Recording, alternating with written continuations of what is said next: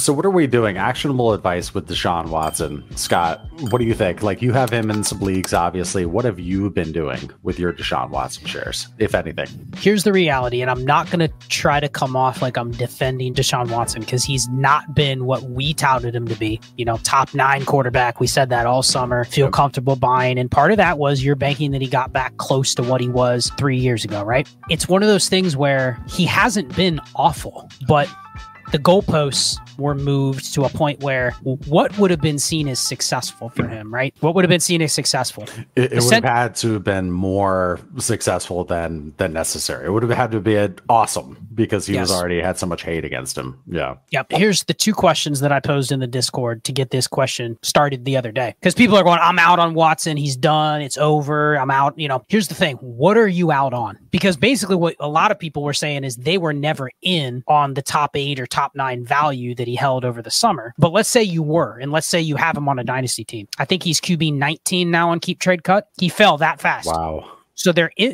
is no out on him. What are you going to trade him for? You going to trade Shane? Are you trading Deshaun Watson for, how about Russell Wilson? You want to do that 1 for 1? Here, I'll tell you, I did make it. Well, for Russell Wilson? No. God no. You give up what? No, I'm doing this exercise. You give up Russell. You give up Deshaun Watson. You get Russell Wilson. You accepting that? No. You get Jordan Love for Deshaun Watson. No. You accepting that? How about Daniel Jones? No. Geno Smith? No. So that's where he's at. Is the Kirk Cousins owner even trading for Deshaun Watson? No. Like, the Cousins owner is probably happier just holding Cousins, right? It doesn't feel like a move he or she needs to make. Yeah, you've got production already. You're debating QBs. Every damn one of these guys we mentioned are more valuable to the person that has them. Yeah. They hold no weight in, okay, man, let me go add my Deshaun Watson to get Justin Herbert. He's fallen to the range where he doesn't start the conversation, right? Kirk Cousins has never started that conversation. You've always gone, damn, Kirk Cousins, man, he looked really good in my lineup when he's QB 10, but no one wants him. That's where he's fallen to. So if you can just accept the fact that he's in that range with, I don't know, 12 other quarterbacks, that as soon as they're on your roster, you go, damn, now I have to determine what tier QB 12 through 24, who do I like in there? But I don't really think you can add or get extra on top on that range to go move around unless they're injured and you go, all right, Watson's out for a month.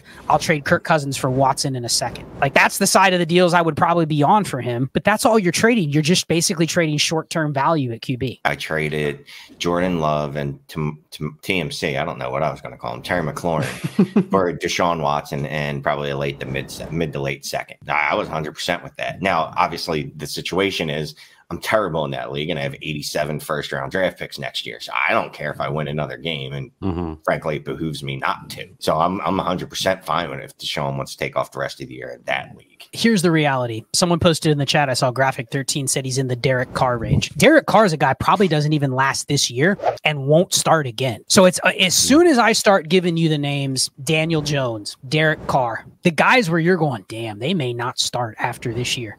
Immediately, Clay, you're taking Deshaun Watson over those guys, right? For sure. If there's any risk outside of this year, you're going, give me Watson, which means he just has to be in the top 15 to 20. Because you're always going to take him over the short-term QBs that don't have any staying power. Because the reality is Watson will be the Brown starter for the next 3 years after this. He will supersede the next coach. Stefanski will get fired if they suck. They'll get another coach. They'll get another offensive coordinator. It's not like he's losing his job. So you can't put him too low. You just have to be able to accept the L that, hey, he's fallen 30% since the start of the season. And he's just in the Dak, Russell Wilson, that range. But he's going to start. So, I mean, if you don't like the guy, fine. If you don't want him because you don't like what he did off the field, fine. But I mean, how low can you actually push him? Well, would you sell him for Desmond Ridder in a mid-24 first? No, but I think if you said you're trading Watson away for something that involves a first plus, that's the market for any QB in that range. You can't expect somebody to pay you a first plus for the Daniel Joneses, the Dak Prescotts, the Russell Wilsons of the world, right? Like, you just can't. The price isn't any higher than that. And someone said Brock Purdy. I mean, is anyone real confident about Brock Purdy? Nah, I made a couple trades for Brock Purdy like 3 weeks ago, and I'm still waiting for that dude to get back to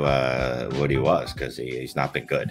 He's not been good. I mean, are you adding to Deshaun Watson to get Brock Purdy right now?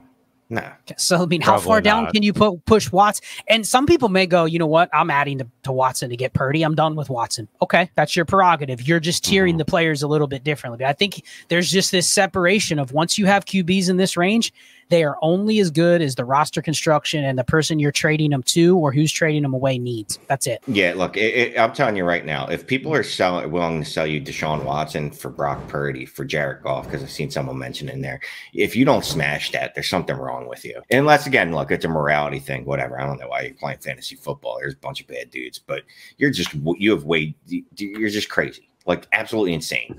If you have Russ Wilson on your team and someone has Deshaun Watson and you're out of it, you should be selling them to Russ Wilson for Deshaun Watson right now. Looks like Scott just put this up from Justin. If that's too low, how about Howell and a late 24 first for Watson? No, that's ass. That's a late 24 first, because Howell's going to get benched. Ron Rivera's already talking like he's past this. Ritter, that was the other trade with Ritter. Like, you're trading a first. That's what you're trading. And a quarterback that can start for the next 4 weeks for you until they get benched. I want to have exposure to Deshaun Watson. I don't want to be overexposed, because I did take him in a couple spots where I paid the 90th percentile price and I've lost value. I don't want to have 0. I don't want to have 20%. So let me get the 10 to 15% that I want to have. How about I put it on teams where I can afford to trade it away? If I have an 8th place roster that has, Kirk Cousins on it, why am I not trading Cousins for Watson? Why am I not moving Goff for Watson in a second on teams where I'm already out of it? Like, that's how you put your exposure and gain value, by buying him and putting him on teams where you just don't care about the rest of the year.